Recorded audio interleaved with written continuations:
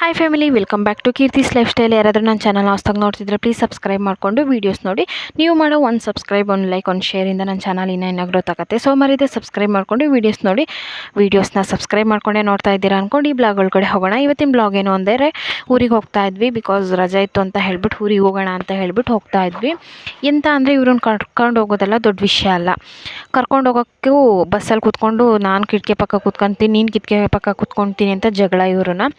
ಹಾಗೆ ನಮ್ಮೂರು ಬಸ್ ಅಂದರೆ ಭದ್ರಾವತಿಗೆ ಬಂದು, ಭದ್ರಾವತಿಯಿಂದ ಶಿವಮೊಗ್ಗ ಬಂದು, ಶಿವಮೊಗ್ಗದಿಂದ ಬೇರೆ ಬಸ್ ಹತ್ತಿ ನಮ್ಮೂರಿಗೆ ಹೋಗ್ತಾ ಇದ್ದೆ. ಇದು ನಮ್ಮೂರಿಗೆ ಹೋಗೋ ವ್ಯೂ. ಸುತ್ತ ಗ್ರೀನರಿ ಹೇಗಿದೆ ಅಂತ ನೀವೇ ಹೇಳಿ. Full greenery. ಎಂತ ಅಂದರೆ ಈ ಚಳಿಗಾಲದಲ್ಲಿ, ಮಳೆಗಾಲದಲ್ಲಿ ಬಂದುಬಿಟ್ರೆ ಫುಲ್ಲು ಫ್ರಿಜ್ ಒಳಗೆ ಇಟ್ಟಂಗೆ ಫೀಲ್ ಆಗುತ್ತೆ. ಸೊ ಅಲ್ಲಿಂದ ಲಾಸ್ಟ್ ಸ್ಟಾಪ್ ಅಂದರೆ ನೆಕ್ಸ್ಟ್ ಇನ್ನೂ 2 ಸ್ಟಾಪಲ್ಲಿ ನಮ್ಮೂರು ಬರುತ್ತೆ. ಇದು ಆಯನೂರು ಸ್ಟಾಪ್ ಆಗಿರುತ್ತೆ. ಅಲ್ಲಿ ನಿಲ್ಲಿಸಿದ್ರು ಬಸ್ನ. ಯಾವ ಬಸ್ಸಲ್ಲಿ ಬಂದರೂ ಕಿಟಕಿ ಪಕ್ಕ ನನಗೆ ಬೇಕು ಅಂತ ನಮ್ಮ ಚಿಕ್ಕವಳು ಕೂತ್ಕೊಂಡ್ಬಿಡ್ತಾಳೆ. ಸೊ ಅವಳಿಗೆ ಕೂರಿಸ್ಬಿಟ್ಟು, ಹಾಗೆ ಏನು ಅಂದರೆ ನಾವು ಓದುವಾಗ ಒಂಥರ ಇತ್ತು, ಇವಾಗ ಇನ್ನೂ ಇಂಪ್ರೂವ್ ಆಗಿದೆ. ಇದು ನಮ್ಮ ಆಯನೂರು. ನಾವು ಏನೇ ತೊಗೊಬರ್ಬೇಕು ಅಂದರೆ ಇಲ್ಲಿಗೆ ಬರಬೇಕು. ಫೈನಲಿ ಆ ಬಸ್ಸಿಂದ ಇಳಿದು ನಮ್ಮೂರಿಗೆ ಎಂಟ್ರಿನೂ ಕೊಟ್ಟಾಯಿತು. ಎಂಟ್ರಿ ಕೊಡ್ತಿದ್ದಂಗೆ ನಮ್ಮ ದೊಡ್ಡೋಳು, ಅಮ್ಮ ನಮ್ಮ ಚಾನಲ್ಲಿಗೆ ಇನ್ನೂ ನೀರೇ ಬಿಟ್ಟಿಲ್ಲ, ಇಲ್ಲಾಗಲೇ ನೀರು ಬಿಟ್ಟು ಬರಿತೈತೆ ನೋಡಮ್ಮ ಅಂತ ಹೇಳ್ತಾ ಇದ್ಲು. ಇದು ಚಾನಲ್ ಅಲ್ಲಮ್ಮ, ಕೆರೆ ಅಂತ ಹೇಳಿದೆ. ಹೌದಾ, ಇಲ್ಲಿ ಯಾಕೆ ಇವಾಗ ನೀರು ಬಿಟ್ಟಿದ್ದಾರೆ ಅಂತ ಹೇಳ್ತಾ ಇದ್ಲು. ಅವಳ ಜೊತೆ ಹಾಗೆ ಮಾತಾಡ್ಕೊಳ್ತಾ ಸೊ ಹಾಗೆ ಒಂದು ವೀಡಿಯೋ ಮಾಡ್ಕೊತ ಬರ್ತಾಯಿದ್ದೆ. ಬಿಕಾಸ್ ಏನು ಅಂದರೆ ನಮ್ಮೂರಿಗೆ ಬಸ್ಸಿನ ವ್ಯವಸ್ಥೆ ಇಲ್ಲ. ಏನು ಅಂದರೆ ಈ ಊರು ಎಂಡ್ ಆಗೋದು ಕೆರೆಯಿಂದ, ಸ್ಟಾರ್ಟ್ ಆಗೋದು ಕೆರೆಯಿಂದ. ಫೈನಲಿ ಎಂಡಿಗೆ ಹೋದರೆ ಅಲ್ಲಿ ಕೆರೆನೇ ಬರುತ್ತೆ. ಹಾಗಾಗಿ ಬಸ್ ತಿರ್ಗ್ಸೋಕ್ಕೆ ಪ್ರಾಬ್ಲಮ್ ಆಗುತ್ತೆ ಅಂತ ಹೇಳಿಬಿಟ್ಟು ಬಸ್ ಏನೂ ಬಿಟ್ಟಿಲ್ಲ. ಏನಿದ್ರು ನಡ್ಕೊಂಡು ಓಡಾಡಬೇಕು. ಆಟೋ ಯಾಕೆ ಬರೋದಿಲ್ಲ ಅಂದರೆ, ನಮ್ಮೂರಲ್ಲಿ ಎಲ್ಲರೂ ಇವಾಗ ಹಿಂಗೆ ಗಾಡಿಗಳು ಓಡಾಡ್ತಿರ್ತಾವಲ್ಲ, ಸೊ ಆ ಗಾಡಿಲೇ ಹೋಗ್ತಾ ಬರ್ತಾ ಇರ್ತಾರೆ. ಹಾಗಾಗಿ ಆಟೋಗೆ ಸವಾರಿ ಸಿಗೋಲ್ಲ. ಇದು ನಂದಿ ಬಸವ ಅಂತ ಹೇಳಿಬಿಟ್ಟು 2 ಬಸವಣ್ಣ ಕೂರಿಸಿದ್ರು. ಒಂದು 4 ಸರಿ ಕೂರಿಸಿದ್ರು. ಬಟ್ ಕಳ್ತನದಲ್ಲಿ ಒಂದು ಬಸವಣ್ಣನ ಮಾತ್ರ ತಗೊಂಡು ಹೋಗ್ತಾನೆ ಇರ್ತಾರೆ. ಬಟ್ ಇನ್ನೊಂದು ಸೈಡ್ ಅದು ಹಾಗೆ ಇದೆ, 2 ಇದೆ. ಬಟ್ ಈ ಸೈಡಲ್ಲಿ ಒಂದೇ ಇರೋದು. ಸುತ್ತ ನೋಡ್ಬೋದು, ಎಲ್ಲಿವರೆಗೂ ನೋಡ್ತೀರಾ ಅಲ್ಲಿವರೆಗೂ ನೀರೇ ಇದೆ. ಫುಲ್ಲು ಇದೇನೋ ಒಂಥರ ವ್ಯೂ ಚೆನ್ನಾಗಿರುತ್ತೆ. ಈ ಸಂಜೆ ಟೈಮಲ್ಲಿ ಒಂಥರ ಬಂದರೆ ಗಾಳಿ ಒಂಥರ ತಣ್ಣಗೆ ಬೀಸ್ತಾ ಇರುತ್ತೆ. ಏನೋ ಒಂಥರ ಚೆನ್ನಾಗಿರುತ್ತೆ. ನಿಮಗೆ ನಮ್ಮ ಯಾರಾದರೂ ಹಣಗೆರೆ ಸೈಡ್ ಬಂದರೆ ಇಲ್ಲಿ ಬಂದು ಒಂದು ಸರಿ ವ್ಯೂನ ನೋಡಿ. ಅಲ್ಲಿಂದ ಹಾಗೆ ವೀಡಿಯೋನ ಕ್ಲಿಪ್ ಮಾಡ್ಕೊತಾ ಹೋಗ್ತಾ ಇದ್ದೆ. ಏನು ಅಂದರೆ ಇದು ನಮ್ಮೂರು ಎಂಟ್ರೆನ್ಸ್ ದೇವರು, ವಡ್ಡಿ ಅಂತಾರೆ. ಸೊ ನಾವು ಇದನ್ನು ವಡ್ಡವರ್ತಿ ಅಂತ ಕರಿತೀವಿ. ಇದ್ರ ಹಿಸ್ಟ್ರಿ ಏನಪ್ಪ ಅಂದರೆ, ಇವರಿಬ್ಬರು ಜೀವಂತವಾಗಿ ಸಮಾಧಿ ಆಗಿರೋದು. ಏನು ಅಂದರೆ ಇಲ್ಲಿ ರೋಡ್ ಮಾಡುವಾಗ ರೋಡೇ ನಿಲ್ತಿರ್ಲಿಲ್ವಂತೆ, ನೀರಿಗೆ ಹಾಗೆ ಕೊಚ್ಕೊಂಡು ಹೋಗ್ತಾ ಇತ್ತಂತೆ.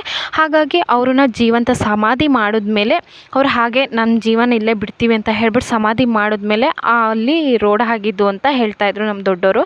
ನೆಕ್ಸ್ಟ್ ಹಾಗೆ ಮನೆಗೆ ಬಂದು ಡ್ರೆಸ್ ಎಲ್ಲ ಚೇಂಜ್ ಮಾಡಿಕೊಂಡೆ. ಹಾಗೆ ಮನೆದೊಂದು ಕ್ಲಿಪ್ ತೆಗೆಯೋಣ ಅಂತ ತೆಗಿತಿದ್ದೆ. But full ತೆಗ್ದಿಲ್ಲ. ನಿಮಗೆ ಬೇಕು ಅಂದರೆ ಹೇಳಿ ಹೋಮ್ ಟೂರ್ ಮಾಡ್ತೀನಿ. ಬಟ್ ನಮ್ಮ ಮನೆ ಹೋಮ್ ಟೂರ್ ಮಾಡೋಕ್ಕಾಗಿಲ್ಲ. ಇಲ್ಲಿ ನಮ್ಮ ಅಮ್ಮವ್ರ ಮನೆ ಹೋಮ್ ಟೂರ್ ಬೇಕಿದ್ರೆ ಮಾಡ್ತೀನಿ. ಇನ್ನೂ ಮನೆ ಕಟ್ಟಿಸ್ತಾ ಇದ್ದಾರೆ, ಇನ್ನೂ ಫುಲ್ ಕಟ್ಟಿಲ್ಲ. ಟೈಲ್ಸ್ ಎಲ್ಲ ಹಾಕ್ಸಿದ್ದಾರೆ, ಡೋರ್ ಗೀರ್ ಏನೂ ಹಾಕ್ಸಿಲ್ಲ. ಹಾಗೆ ಸಿಂಪಲಾಗಿ ರೆಡಿ ಮಾಡ್ಕೊಂಡಿದ್ದಾರೆ. ಇದು ಪಕ್ಕದಲ್ಲಿ ಅಂಗಡಿ ಬರುತ್ತೆ, ಇನ್ನೂ ಅದನ್ನು ಓಪನ್ ಮಾಡಿಲ್ಲ. ನಾನು ಹೇಳಿದ್ನಲ್ಲ, ಬ್ಲಾಗಲ್ಲೇ ಗೊತ್ತಿರುತ್ತೆ. ನಮ್ಮಮ್ಮ ಅಂಗಡಿ ಐಟಮ್ ಎಲ್ಲ ತೊಗೊಬಂದರು ಅಂತ ನಿಮ್ಮ ಹತ್ರ ಹೇಳಿದ್ದೆ. ಹಾಗೆ ಎಲ್ಲ ಅರ್ಧ ಬರ್ಧ ಕೆಲಸ ನಿಂತಿದೆ. ಗೊತ್ತಿದೆ ಅಲ್ಲ ಮಿಡಲ್ ಕ್ಲಾಸ್ ಲೈಫ್ ಹೆಂಗೆ ಅಂತ. ದುಡ್ಡಿದ್ರೆ ಮುಂದೆ ಕೆಲಸ ಇಲ್ಲ ಅಂದರೆ ಹಾಗೆ ಸ್ಟಾಪು. ಇವಾಗ ಸದ್ಯಕ್ಕೆ ದುಡ್ಡಿಲ್ಲ ಅಂತ ಹೇಳಿಬಿಟ್ಟು ನಮ್ಮ ತಮ್ಮ ಒಬ್ಬನೇ ಇರೋದು. ಸೊ ಅವನೇ ದುಡ್ದು ಅವನೇ ಕಟ್ಟಬೇಕಲ್ಲ. ಸೊ ಇವಾಗ ದುಡ್ಡಿಲ್ಲ ಅಂತ ಹೇಳಿಬಿಟ್ಟು ನಿಲ್ಲಿಸಿದ್ದಾರೆ. ಆಲ್ಮೋಸ್ಟ್ 3/4% ಕೆಲಸ ಮುಗಿದಿದೆ, ಇನ್ನು 1/4% ಕೆಲಸ ಇದೆ. ಅದು ಹಾಗೆ ಉಳಿಸಿದ್ದಾರೆ. ನೆಕ್ಸ್ಟು ಇಲ್ಲಿ ಏನಕ್ಕೆ ಮಾಡ್ಕೊಂಡಿದ್ದಾರೆ ಅಂದರೆ, ನಮ್ಮಮ್ಮ ಹೂವಿನ ಗಿಡ ನೆಡಬೇಕು ಅಂತ ಹೇಳಿದ್ರಂತೆ. ಹಾಗಾಗಿ ಇದನ್ನು ಹಾಗೆ ಮಣ್ಣಾಕಿ ಹೂವಿನ ಗಿಡ ನೆಡೋಕ್ಕೆ ಅಂತ ತೊಟ್ಟಿ ಥರ ಮಾಡಿಟ್ಟಿದ್ದಾರೆ. ನಮ್ಮಮ್ಮನೂ ಹಾಯ್ ಹೇಳ್ತಿದ್ರು, ಹಾಗೆ ಪಕ್ಕದ ಮನೆಯವರು ಅವರು ಇದ್ದರು, ಅವರು ಹಾಗೆ ಹಾಯ್ ಹೇಳಿದ್ರು. ನೆಕ್ಸ್ಟ್ ಹಿಂದ್ಗಡೆ ಎಲ್ಲ ಚೆನ್ನಾಗಿ ಮಾಡ್ಕೊಂಡಿದ್ದಾರೆ. ಯಾಕೆ ಅಂದರೆ ಮೊದಲೆಲ್ಲ ಇದು ನಾವಿದ್ದಾಗ ಇನ್ನೂ ದೊಡ್ಡಕ್ಕಿತ್ತು. ಮನೆ ಮುಂದೆ ಇತ್ತು, ಹಿಂದೆ ಫುಲ್ಲು ಜಾಗ ಇತ್ತು. ಇವಾಗ ಜಾಗ ಇಷ್ಟೇ ಇರೋದು ಹಿಂದೆ. ಇವಾಗೆಲ್ಲ ಫುಲ್ಲು ಸೀಟ್ ಹಾಕಿ ಕವರ್ ಮಾಡ್ಕೊಂಡಿದ್ದಾರೆ. ಮಳೆ ಬಂದರೂ ಯಾವುದೇ ರೀತಿ ಪ್ರಾಬ್ಲಮ್ ಇರೋಲ್ಲ. ಆರಾಮಾಗಿ ಎಲ್ಲ ಕೆಲಸನೂ ಮಾಡ್ಕೋಬೋದು. ಮಳೆ ಬಂದರೂ ಬಟ್ಟೆ ಒಣಗಾಕ್ಬೋದು, ಎಲ್ಲ ಒಣಗಾಕ್ಬೋದು. ಇಲ್ಲಿ ಏನು ಅಂದರೆ, ಈ ಅರ್ಧ ತನಕ ನಮ್ಮ ಮನೆ, ಪಕ್ಕದ್ದು ನಮ್ಮ ಚಿಕ್ಕಮ್ಮವ್ರ ಮನೆ, ಅಂದರೆ ನಮ್ಮ ಚಿಕ್ಕಪ್ಪ, ನಮ್ಮ ಅಪ್ಪನ ತಮ್ಮನ ಮನೆ, ಅವ್ರ ಮನೆಯೂ ಹಾಗೆ ಆಗಿರುತ್ತೆ. ಇದು ಬಂದು ನಾಗರು ಕಟ್ಟೆ ಅಂತಾರೆ. ಇದು ಬಾವಿ. ನೀರು ನಮ್ಮೂರಲ್ಲಿ ಬಿಡದೇ ಇದ್ದಾಗ ಇಲ್ಲಿ ಬಂದೇ ನಾವು ನೀರನ್ನ ತುಂಬ್ಕೊಂಡು ಹೋಗ್ತಾ ಇದ್ವಿ.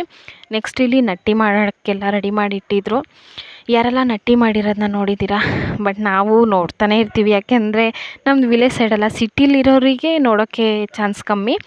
ಮತ್ತು ಫುಲ್ಲು ಸುತ್ತ ಆಲ್ರೆಡಿ ಎಲ್ಲ ಕಡೆ ನಟ್ಟಿ ಆಗಿದೆ. ಇದನ್ನ ಮಾಡ್ತಾಯಿದ್ರು, ಹಾಗೆ ನೋಡ್ಕೊಂಡು ಹೋಗ್ತಾ ಇದ್ವಿ. ಸುತ್ತ ತೋಟ ಇದೆ. ಆಮೇಲೆ ಎಲ್ಲ ಕಡೆ ಇದು ಆ ಕಡೆ ಇನ್ನೂ ಸ್ವಲ್ಪ ದೂರ ಹೋದರೆ ಕಾಡು ಸ್ಟಾರ್ಟ್ ಆಗುತ್ತೆ. ನಮ್ಮ ವಿಲೇಜ್ ಏನು ಅಂದರೆ ಸುತ್ತ ನೀರು, ಸುತ್ತ ಕಾಡು, ಅದ್ರ ನಡುವೆ ನಮ್ಮ ವಿಲೇಜ್ ಇದೆ. ಫೈನಲಿ ಈ ಕಡೆ ಎಲ್ಲ ನಟ್ಟಿ ಎಲ್ಲ ಮಾಡಿ ಇಟ್ಟಿದ್ರು. ಅದನ್ನು ನೋಡೋಕ್ಕೇನೋ ಒಂಥರ ಚೆನ್ನಾಗಿತ್ತು. ನೆಕ್ಸ್ಟು ಹಾಗೆ ವಾಕ್ ಹೋಗೋಣ ಅಂತ ಹೇಳಿಬಿಟ್ಟು ಮಕ್ಕಳು, ನಾವು ಮತ್ತು ನಾನು ಹೇಳಿದ್ನಲ್ಲ ಪಕ್ಕದ ಮನೆಯವರು ಅಂತ ಹೇಳಿಬಿಟ್ಟು ಎಲ್ಲರೂ ವಾಕ್ ಹೋಗೋಣ ಅಂತೇಳಿ ಹಾಗೆ ನಡ್ಕೊಂಡು ಹೋಗ್ತಾ ಇದ್ವಿ. ಏನು ಅಂದರೆ ಏನೋ ಒಂಥರ ಬಿಸಿಲಿತ್ತು.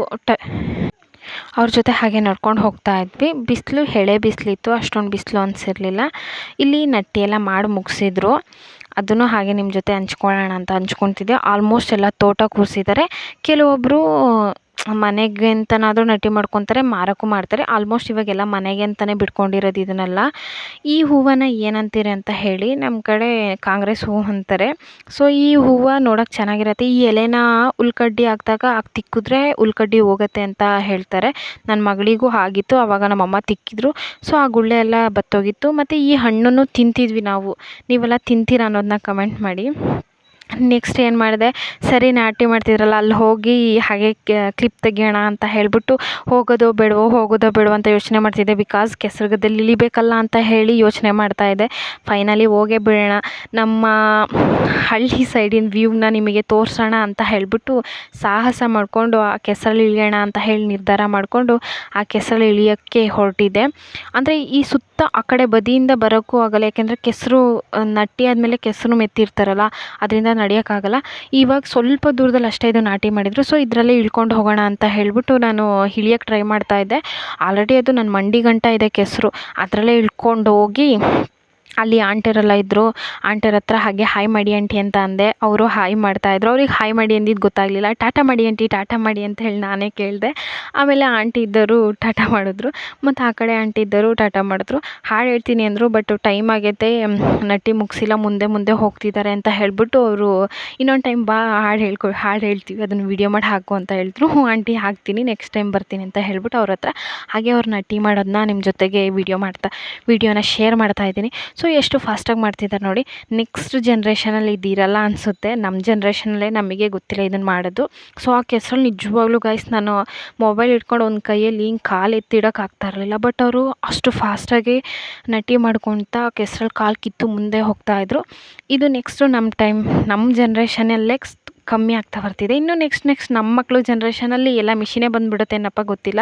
ಸೊ ಅದರಲ್ಲಿ ಅವ್ರ ಜೊತೆಗೆ ಹಾಗೆ ಒಂದು ವೀಡಿಯೋಸ್ನ ಮಾಡಿಕೊಂಡು ಫೈನಲಿ ಅಲ್ಲಿಂದ ಎದ್ದು ಬಂದೆ. ನೀವೇ ನೋಡ್ಬೋದು ನನ್ನ ಕಾಲು ಯಾವ ರೇಂಜಿಗೆ ಕೆಸರಾಗಿದೆ ಅಂತ ಹೇಳ್ಬಿಟ್ಟು. ಕೆಸರಲ್ಲಿ ಇಳಿದ್ಬಿಟ್ಟು ನಿಮಗೋಸ್ಕರ ಈ ವಿಡಿಯೋ ಮಾಡಿದ್ದೀನಿ. Thanks for watching. Thank you. Bye guys.